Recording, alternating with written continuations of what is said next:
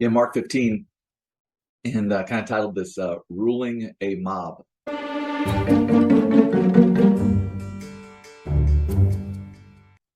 And I think in society, we'll see a lot of similarities here. But I want to point out in this text how the system was created that Pilate was, in a sense, overseeing, that Christ was in the midst of and operating in, but kind of how they got there to where they were that led to the crucifixion of Christ. But in Mark 15, verse number 1, it says, "And straightway in the morning, the chief priests held a consultation with the elders and scribes and the whole council, and bound Jesus and carried him away and delivered him to Pilate. And Pilate asked him, Art thou the king of the Jews? And he answered and said unto him, Thou sayest it. And the chief priests accused him of many things, but he answered nothing. And Pilate answered him again, saying, Answerest thou nothing? Behold, how many things they witness against thee. But Jesus yet answered nothing, so that Pilate marveled. And he marveled because that wasn't normal for that day, because of the system that was created. And so, just kind of in a sense, that system, in reference to the Jews in that day, they found themselves in an interesting societal system. They were under Roman rule, but were allowed to also form their own government structure subjected to Rome. There was recently, I think it's still airing, there's a series on, I think it's the History Channel, called Colosseum. And it goes back into the time of Rome. Mainly, it would be more like 70 AD to 120 AD time frame. They name a lot of the emperors, things like that, but they go into Roman culture and the whole Colosseum aspect and what the Colosseum was used for. And it is, I think, pretty honest to the day, and it shows how the Colosseum was used by the emperor for a couple of reasons. One would be to strike fear in the people, because they don't want to find themselves out there battling the lions and different things. But then it was also there to entertain the people, because they needed to content the people. And that's what we're going to find in this text, that this was the system that Rome built up and that the Jews operated under. And so they were under Roman rule, but within that rule, the Jews were allowed to develop their own religious, really adjudication system, a system to where they could call their own people into account with teeth. They had power. They couldn't crucify, they couldn't put to death, but they had a lot of power. And so there was almost a rule within a rule in the Roman environment. And so that's where they were. And then secondly, we know that the Jews liked this system. They learned to work within it. They had a lot of power in this system, and as long as they worked it and all that, and they were kind of at the top in their own religious system, they were in pretty good shape. And so the people in general didn't want to see this really topple. And also Rome liked this system, and it was a system in which they could rule according to their pattern, right? Fear, don't go against Rome or we'll make you pay, right? We'll humiliate you and cause you and your family to experience pain. And secondly, it allowed them to keep the people happy, right? Content the people. And now that phrase, content the people, is giving the people what they want, or at least what they want at that moment. And this would be in a carnal sense, no matter if it's moral or if it's right or wrong, if it's just. Rome didn't really care about that. They just didn't want the people to rise up and cause the government and the structure their problems. And that was Pilate's whole focus.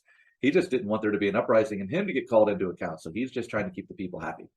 Now, everyone in that day was forced to play along the rules of this system and live within it. And then here comes Jesus. And Jesus wouldn't play along. He wouldn't play along first with the religious leaders. They took him.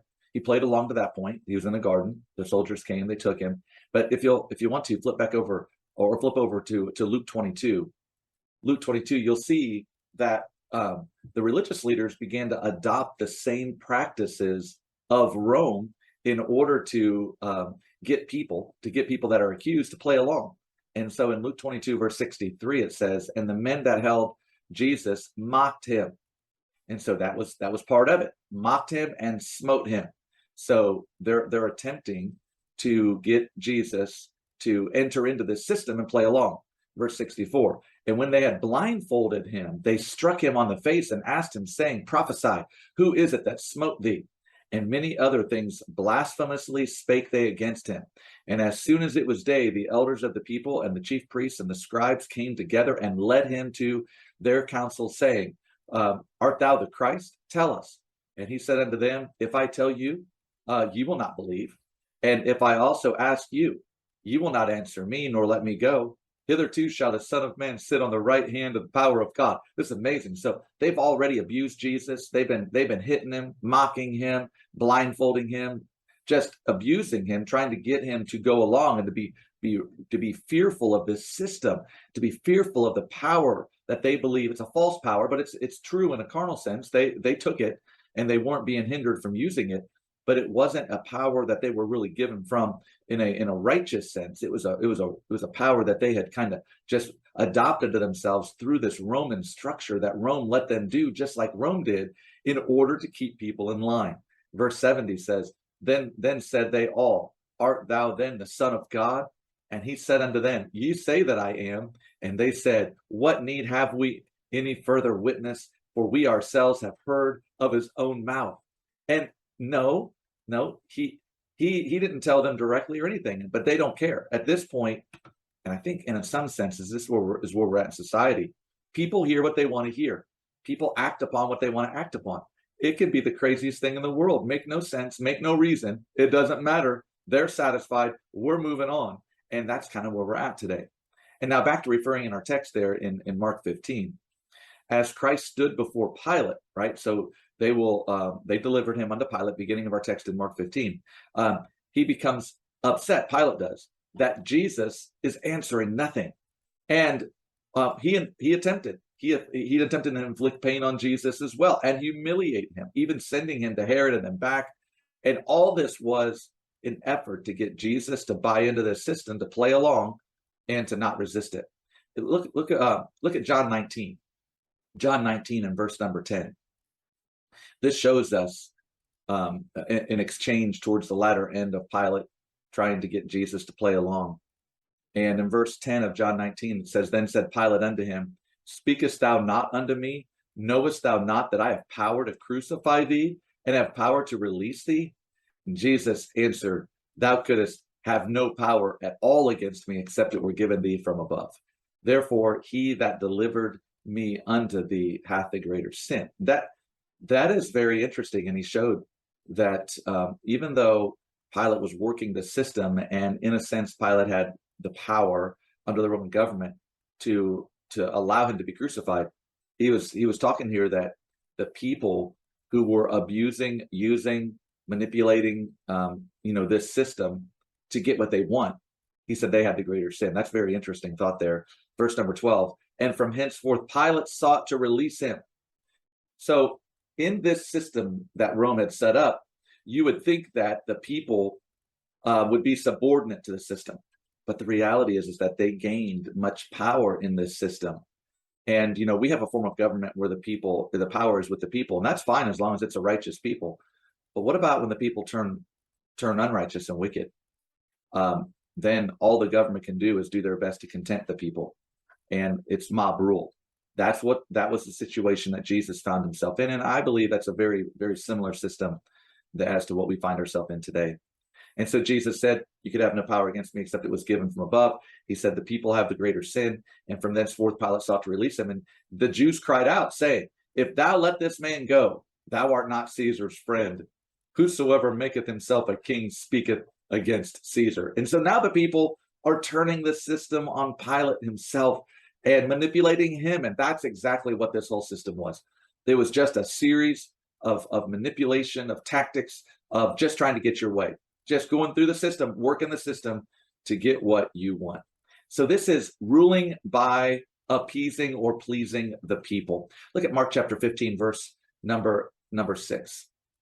Now at the feast, he released unto them one prisoner, whomsoever they desired. Now this feast is the Passover. It's the Passover feast. And we know that was the whole setting of the Last Supper, and then Christ being crucified, him being off the cross before the actual holy day and all of that. And so we're at a place now that, hey, it's tradition. What's interesting is it was already tradition. Rome had already developed this tradition that hey, on the Jewish high day, I mean, the most holy day of their year, Passover, we're going to release to you a prisoner of Rome, anyone you want. Doesn't matter what they've done. It doesn't matter how long their sentence is. None of that matters.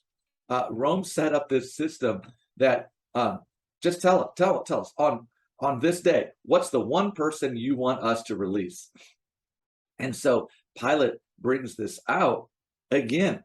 He's using this to quell the mob. The mob is angry. They want Jesus crucified. He says, look, I'll please you. I'll give you anybody you want at this point. Just calm down and go home, right? Just quit crying. Just quit making my life miserable. Look at verse 7. And there was one named Barabbas, which lay bound with them that had made insurrection with him, who had committed murder in the insurrection. Here's a murderous insurrectionist, one who's fighting against Rome, working against Rome. And he's willing to release Barabbas just to calm the people down. And the multitude, crying aloud, began desiring him to do as he had ever done unto them. But Pilate answered them, saying, will ye that I release unto you the King of the Jews? For he knew that the chief priests had delivered him for envy. Now, so basically what Pilate sought to do here was, he lifted up this one named Barabbas, and he tried to make Jesus likened unto him. And basically he's saying, I need to release unto you somebody. And he's saying, wouldn't it be better if I release unto you Jesus instead of Barabbas? I mean, the most murderous and just the one who is totally against all of us. I mean, wouldn't it be better if I just release unto you Jesus? I mean, he has done nothing amiss. I find no fault in this man. He's all that. So would you rather I release to you Jesus or Barabbas? And this is an interesting tactic. But now we find Pilate, he is beginning to try to work with the people to get them to go along now and think through it and think, you know what? It probably would be better if Jesus was in our society and not Barabbas. That's where he was. That's where he was leading. And in a sense, says here, Pilate knew that the chief priest delivered him for envy. And so now Pilate's working the system to try to get the people to side with him, release Jesus, upset the chief priest, which he was happy to do, and get Jesus released, get him out of the situation. And so, again, ruling by mob rule, you find yourself in a very, very bad spot. And that's exactly where Pilate was at this point. Look at verse 11. But the chief priests moved the people. Now it's a battle between the chief priests and Pilate. Who will move the people to their side of the spectrum quicker and more powerfully? Well, the chief priests moved the people that he should rather release Barabbas unto them. And Pilate answered and said again unto them, what? Will ye then that I shall do unto him ye call the King of the Jews? And they cried out, crucify him.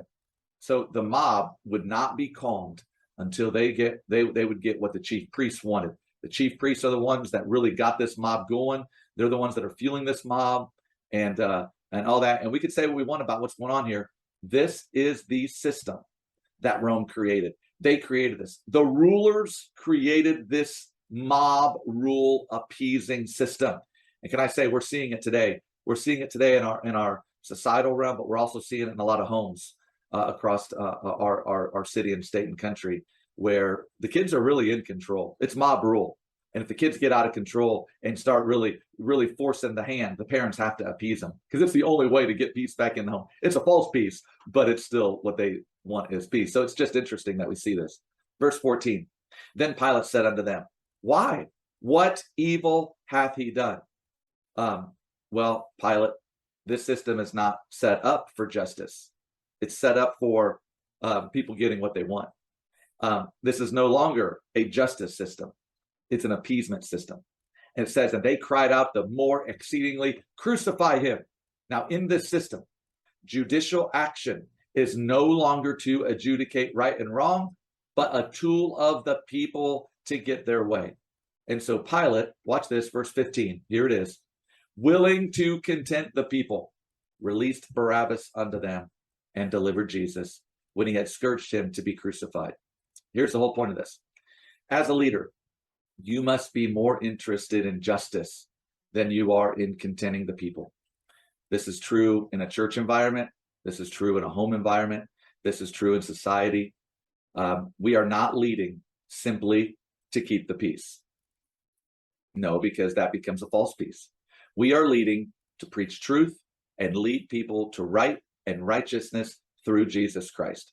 As a leader, we must be careful not to create a system in our leadership that puts you in the same position Pilate was in. Pilate and Rome created a system that led to what ultimately would be the crucifixion of Jesus Christ from a political system and the allowance thereof. And we want to be real careful not to find ourselves in that same position.